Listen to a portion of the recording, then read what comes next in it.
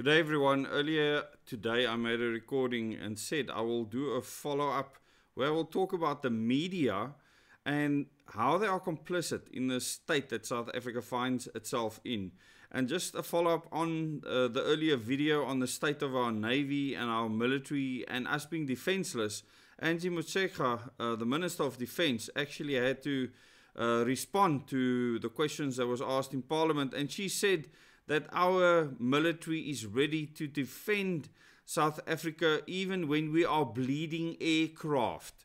Now, I don't know how you feel about a statement like that, whether you would trust Minister Angie Motshekga, who is the Minister of Education, who we fought hard against the CSE in the schools, and we won that battle, that she would be able to actually look after our defenses.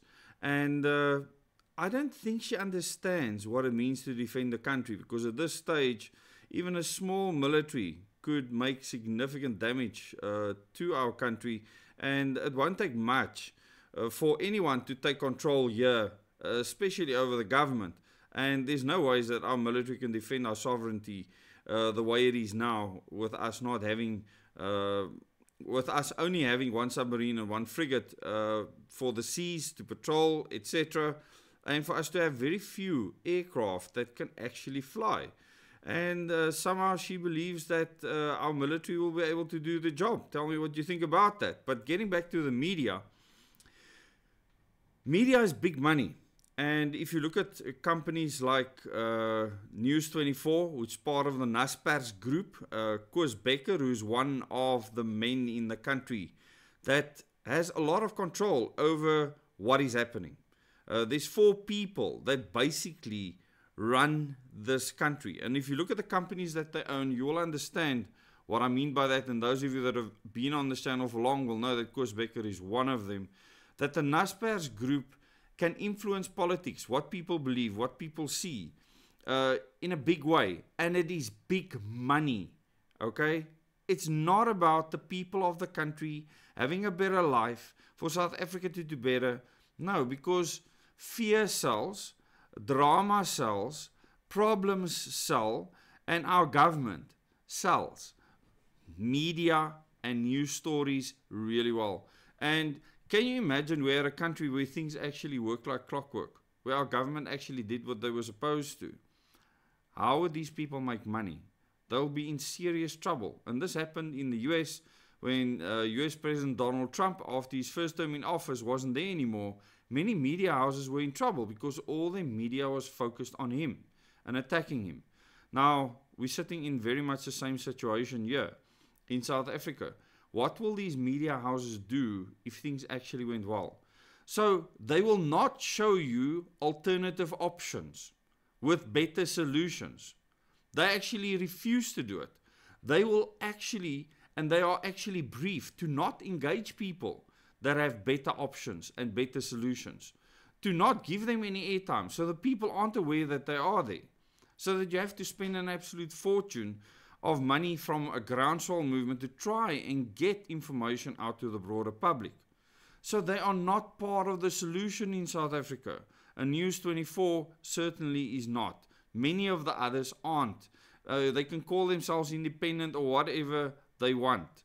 They are not there to help this country become better, because then we would be in a better situation. They have a lot of power. The mainstream media in South Africa and around the world have immense power to influence people's minds. And what I call the sheeple, the people out there that have been taught in schools to just believe the media through projects, etc., that they had to do. I was one of them back in the day. You just believe what the media said.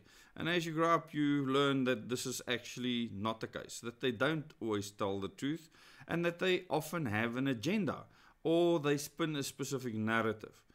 And around the world, this is very clear. If you look at the Iran-Israel situation, you have 2 opposite sides reporting on the same fight, and how they see it is totally different. And in South Africa, it's no different. It's exactly the same situation. And without a dysfunctional government, these companies will be out of business. They would have to reinvent themselves because they are not making money out of the many other parts of their business that could actually help society, it's not profitable. And they are to blame, and we are to blame. So, the mainstream media in South Africa can and should play a role in making new plans visible to the broader public. If you're a journalist, you're supposed to go and find anything new and put it out for the public to judge. Don't hide it. And this is what they've been doing for a very, very long time. They will actually avoid people with solutions, with real practical solutions, because it's really bad for business if things run smoothly and we actually have a functional government. And this is why if you promote things like changing how we elect our leaders, changing or upgrading, increasing or improving our constitution and how our government works, these people will run a mile. They love a dysfunctional government. It serves them really well. It pays them a lot of money, billions and billions of rands, and they want to maintain the status quo. Thanks so much for watching this video, and those of you that are interactive members, see you tonight at 8 o'clock for our interactive Zoom meeting. I really look forward to that. There's a lot to talk about, and we will load that Zoom meeting later on YouTube.